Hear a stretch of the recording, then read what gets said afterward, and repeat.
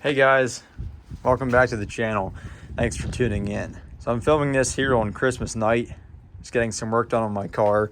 This afternoon it was really nice. I mean, I was comfortable out here with just a vest on and a beanie.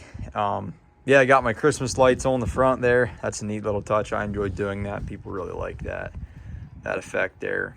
But this afternoon, so my project today was redoing work that I didn't follow instructions on. Recently here I got roof racks back on the car, and I was having a good bit of wind noise, and so I came across these strips here on Etsy. Get some light going on there, and stuck those things on. It uses 3M tape to fasten it. Well, I was still having wind noise, and so I reached out to them and I was like, could I have a refund? These aren't effective. And they hit me with, well, did you follow instructions on our website? And there was even a little card included in the packaging, and I said, no, I didn't. That's on me. And what's going on here is that there's a rubber strip on top of this crossbar that's built in from factory. Yakima makes it that way.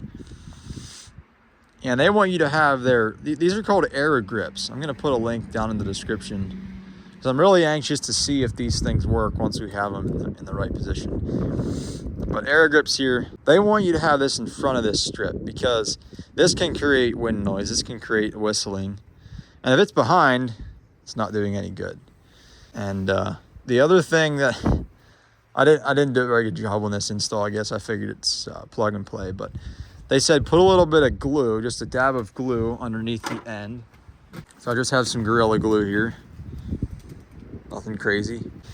And just put a dab underneath the end of the strip. They said these are prone to peel up over time as it's out in the weather and things like that, in the sun. So I just put a dab underneath here and came up with a neat trick to hold this against so that it sets up. I was trying different clamps and wasn't working. It was just sliding around. But I got a zip tie, ran it around there, cinched it up tight, and that's working good. You know, one of the things that I want to be able to do with this channel, I like to put out videos that show creative ways to do a project. Maybe it's streamlining it, saving you some time, saving you some headache. And I thought that was a really neat idea. I had that idea come to me while I was working on this. So another one of the things that they mentioned in their instruction sheet, once these are stuck on and you have it aligned how you want, you're actually supposed to heat it up with like a hair dryer. They said use a hair dryer, not a heat gun, so it's less intense, less direct heat.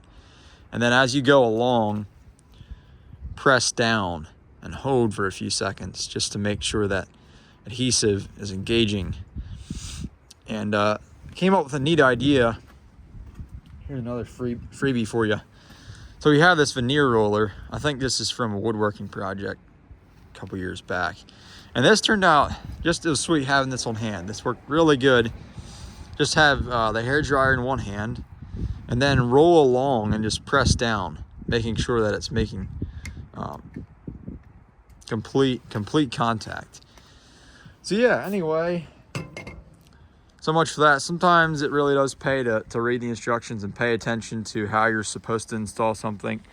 I'm confident that it's going to do a good job as far as reducing that whistling. I could put the fairing on here, but I'd rather not. It's a cleaner look without.